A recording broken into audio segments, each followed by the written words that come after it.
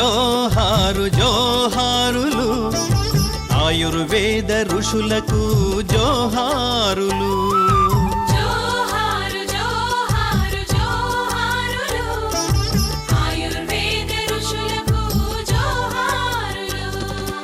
ఋషులగన్న భారతికి ఋషి విరచిత శాస్త్రాలకు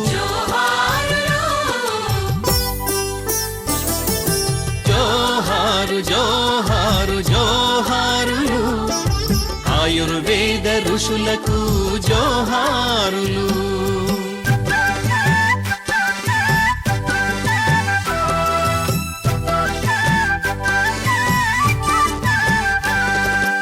ఈనాటి మానవులు అనుభవించు జీవితం అలనాటి మహారుషుల మహాత్యాగ ఫలితం.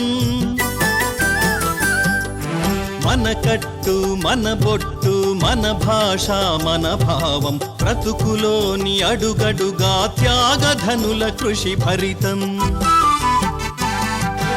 ఇంత మేలు చేసిన మహారుషులకందరికి కృతజ్ఞతాపూర్వక అభివందన చందనం.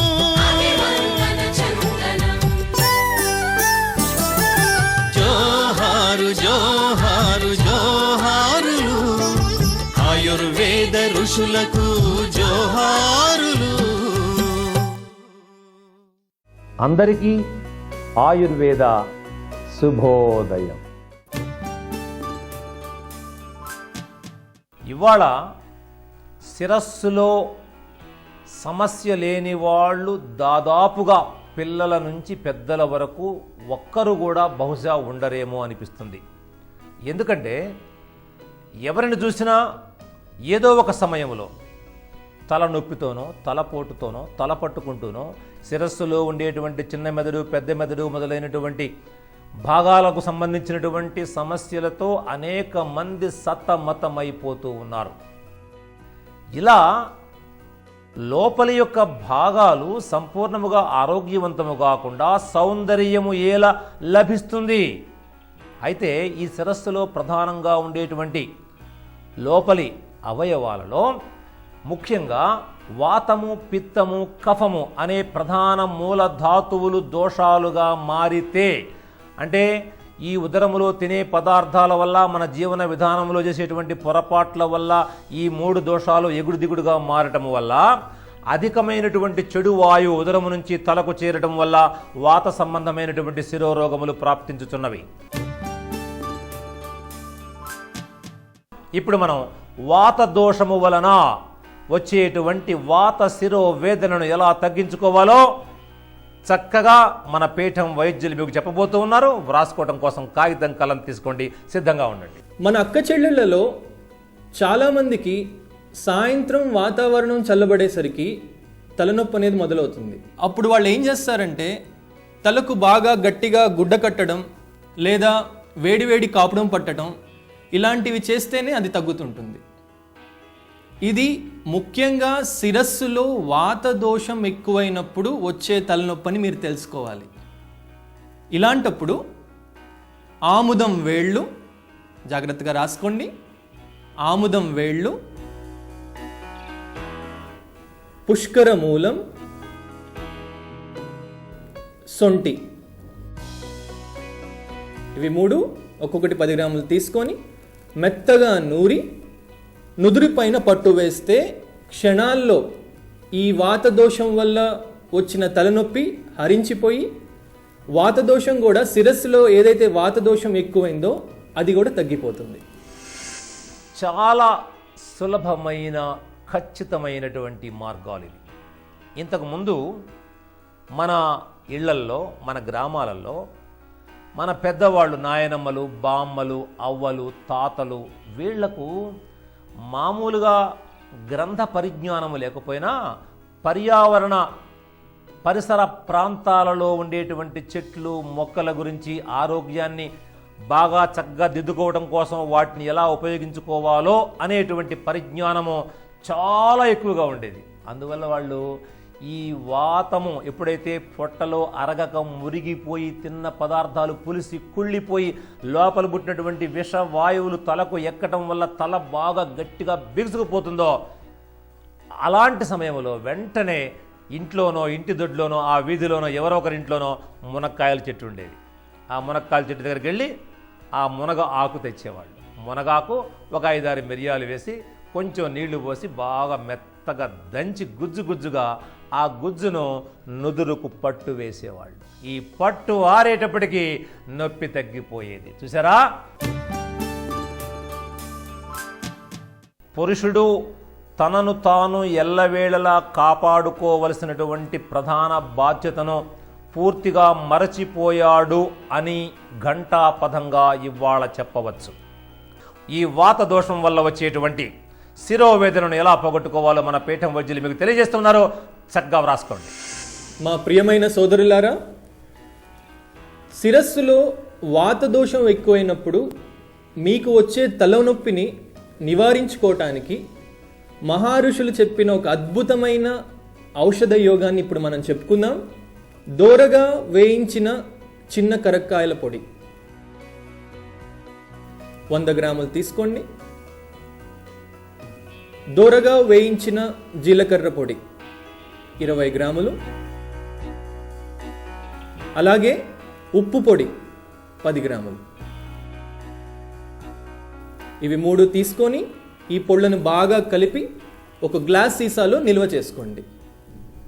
ప్రతిరోజు 2 పూటల ఈ పొడిని 1/2 చెంచా మోతాదులో మజ్జిగతో కానీ లేదా పెరుగుతో కానీ సేవిస్తూ ఉంటే మలబద్ధకం, అజీర్ణం ఇవి 2 హరించిపోయి ఇలాంటి సమస్యల వల్ల వచ్చిన ఈ తలనొప్పి ఏదైతే ఉందో అది కూడా తగ్గిపోతుంది. ఏమీ కష్టము లేదు. చిన్న కరక్కాయలు, కరక పిందెలు అంటారు, తెచ్చుకొని ఒక 100 గ్రాముల పొడి చేసుకోండి. వేయించిన జీలకర్ర 20 గ్రాములు, ఉప్పు 10 గ్రాములు, అయిపోయింది.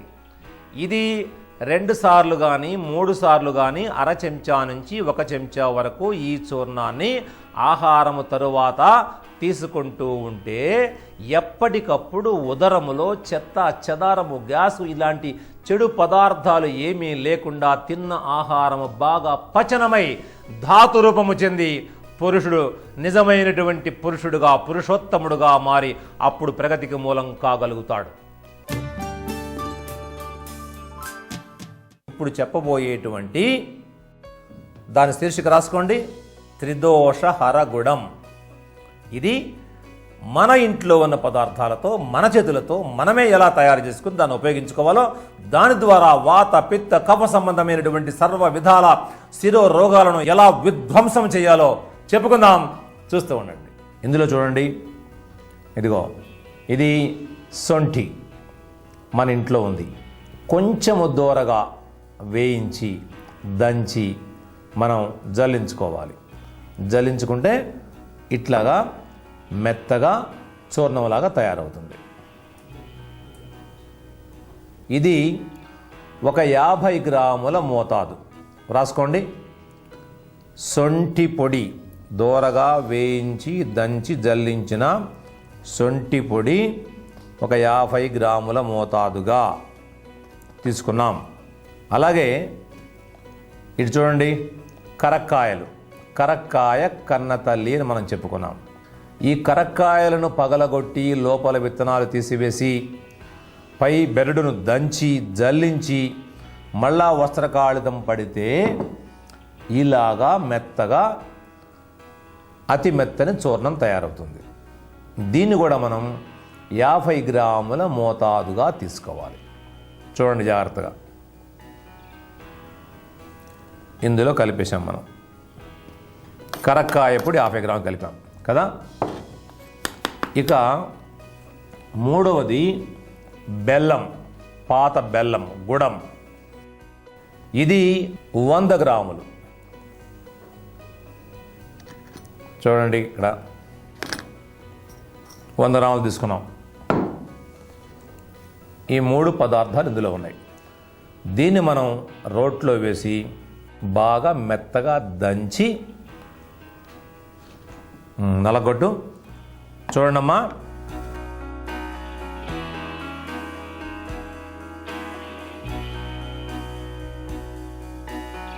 ఇలాగా 3 పదార్థాలను కలిపి దంచుకొని ఒక పాత్రలో తీసుకుందాం. ఇందులో తీసుకో.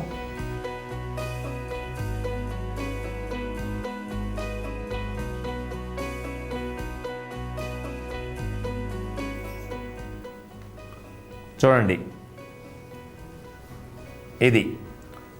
ఇది చక్కగా 3 పదార్థాలు బాగా కలిసిపోయి ఉంది.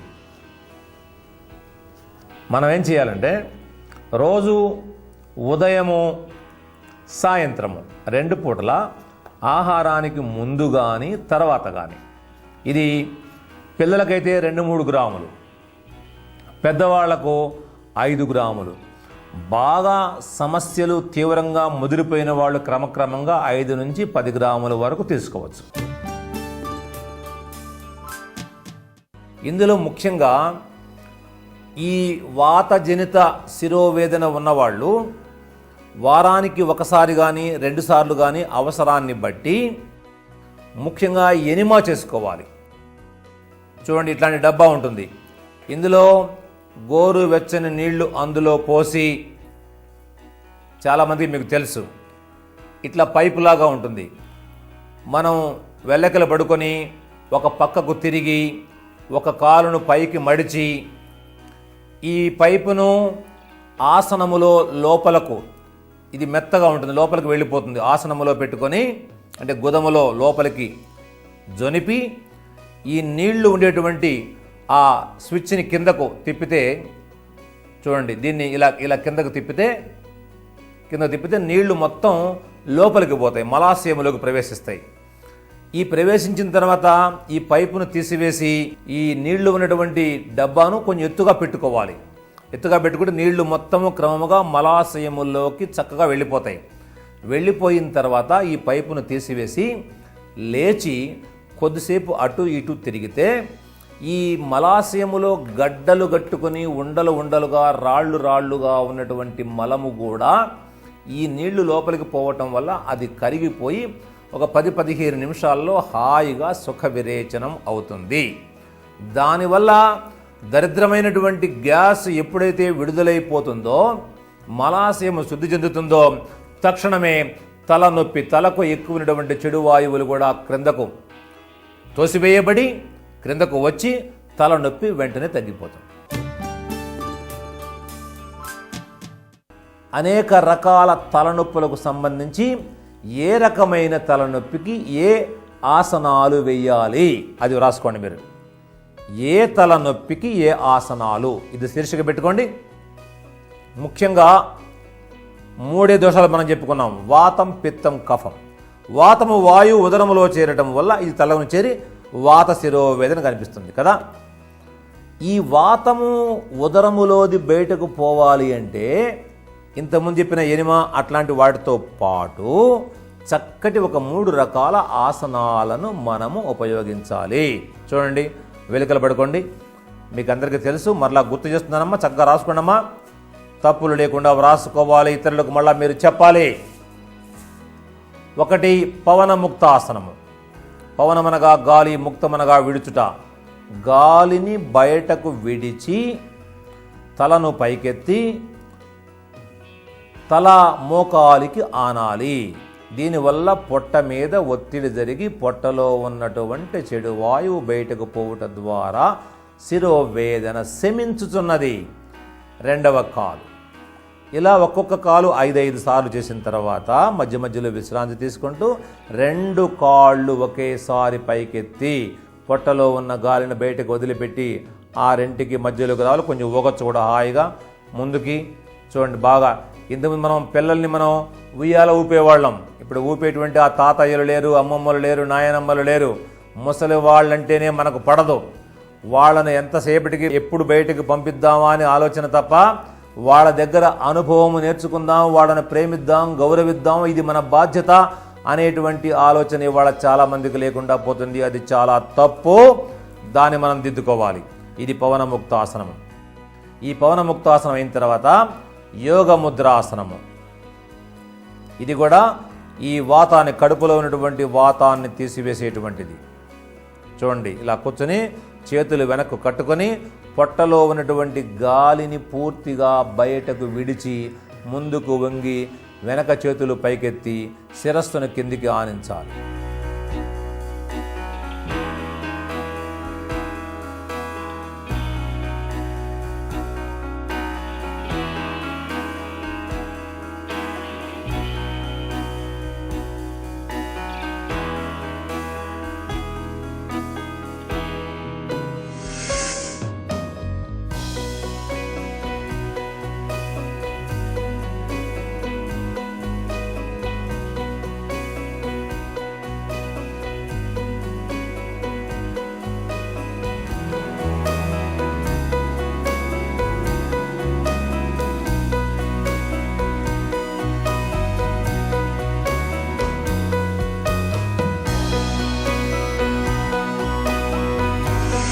అలాగే ఈ వాత శిరోవేదనకు 3వ ఆసనం రాసుకోండి. నిలబడండి మీరు. హస్తపాదాసనము. చేతులు పైకెత్తి పొట్టలో ఉన్న గాలంతా బయటకు వదిలి మెల్లగా ముందుకు వంగుతూ చేతులను పాదాల బొటనవేళ్లకు ఆనించాలి. దీనివల్ల పొట్టలో ఉన్న చెడు వాయువంతా బహిష్కరింపబడి శిరోవేదన మాయమైపోతుంది. ఏమ్మా, వాత శిరోవేదనకు 3 ఆసనాలు చెప్పాం. కపాలభాతి ప్రాణాయామం మీకు అందరికీ తెలుసు. ఇక్కడ మన ఆచార్యులు కూడా మీకు చేసి చూపిస్తున్నారు, ఒకసారి గుర్తు చేస్తున్నారు. ఈ కపాలభాతి ప్రాణాయామం చేయటం వల్ల ఉదరములో ఒత్తిడి జరిగి ఘర్షణ జరిగి లోపల ఉన్న చెడు వాయువులు బయటకు వెళ్ళిపోవటానికి, దాంతోపాటు జీర్ణశక్తి జఠరాగ్ని కూడా పెరగటానికి అవకాశం కలుగుతుంది. ఆహారంలో వాతాన్ని పెంచేటువంటి పదార్థాలు తీసుకోకూడదు. తలకు గుడ్డ గట్టిగా చుట్టడం ఒక ప్రక్రియ. తలకు మనం కట్టుకుంటాం, గుడ్డ కట్టుకోవటం.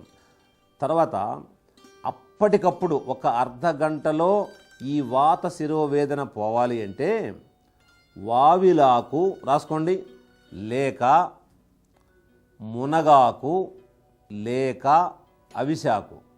ఈ మూటిల్లో ఏ ప్రాంతంలో ఎవరికి ఏది లభ్యమైతే ఆ ఆకును బాగా అంత మోతాదుగా తెచ్చుకొని కచ్చపచ్చగా నలగొట్టి కొంచెం ఆముదం అందులో వేసి వేయించి దీన్ని ఒక బట్టలో బాగా పలచగా పరిచి ఆ బట్ట తీసి ఇట్లా నెత్తికి పెట్టుకొని గట్టిగా గుడ్డ కట్టుకుని పండుకోవాలి.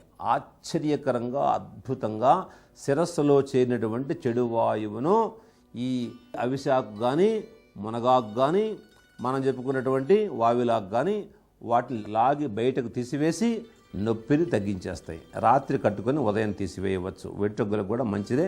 వెంట్రుకలకు కూడా ఏ విధమైనటువంటి ఇబ్బంది కలుగదు. వాత శిరోవేదన అంటే చెడు వాయువు తలలో చేరటం వల్ల వచ్చినటువంటి వాత శిరోవేదనకు చూడండి, ఇలా చేతులు పెట్టి ఈ పంచమహాభూతాలలో వాయువు చూపుడు వేలు. చూపుడు వేలులో వాయువు, దశవిధ వాయువులు దీనిలో దాగి ఉన్నాయి. ఈ చూపుడు వేలును నిదానముగా ఇలా ఇలా ఇలా కిందికి వంచి అరచేతికి ఆనించి దానిపైన అగ్ని అనబడే బొటన వేలును పెట్టి నొక్కి ఉంచాలి. ఇంతే. ఇది తల నుండి పాదాల వరకు ఎక్కడెక్కడ చెడు వాయువులు పేరుకోవటము వల్ల తలనొప్పి కానీ, మెడ నొప్పి, గొంతు నొప్పి, భుజాల నొప్పి, నడుముల నొప్పి, వెన్ను నొప్పి, మోకాళ్ళు ఇలా ఎక్కడైనా కానీ సర్వవాత శూలలను సంహారము చేయు ముద్ర వాయుముద్ర. రాసుకోండి సరిగా మీరు. వాయుముద్ర. మీరు పొరపాటుగా కూడా బొటన వేలిట కిందకి పెట్టకూడదు, పైకి మాత్రమే ఉండాలి. ఇది అగ్ని. అగ్ని ఎప్పుడు పైన ఉండాలి, గుర్తుపెట్టుకోండి. ఈ ముద్ర ఉదయం, మధ్యాహ్నం, సాయంత్రం 10 నుంచి 15 నిమిషాల సేపు 3 సార్లు చేయండి. ఆహారానికి ముందు చేయండి. వాయుముద్ర. వాయుముద్ర బాగా గుర్తుపెట్టుకోండి అమ్మా. తర్వాత రెండవది, మీరు ముద్ర వేసిన తర్వాత కొంచెం ఇట్లా చేతులను మళ్ళా సాగ తీసుకోండి.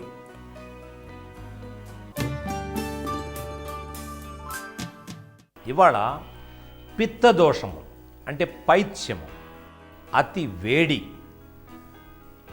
ఎక్కువ వేడిని పెంచేటువంటి పదార్థాలు తినటం వల్ల, అలాగే పుట్టుకతోనే కొంతమంది పైత్య శరీరముతో పుట్టి ఉండటము వల్ల, అంతేకాకుండా మనసును కూడా అతిగా వేడెక్కించేటువంటి తీవ్రమైన భావాలను కలిగి ఉండటము వల్ల, తీవ్రమైన ఆవేశాన్ని ఆక్రోశాన్ని కలిగి ఉండటము వల్ల సహజముగా ఎంతవరకు ఉండాలో అంతవరకు ఉండేటువంటి పైత్యము అధికముగా ఒక్కసారి ప్రకోపించి రక్తములో చేరి శిరస్సుకు చేరి సూదులు పొడిచినట్లుగా నొప్పి వచ్చేటువంటి సమస్యనే పైత్య దోష జనిత శిరోవేదన.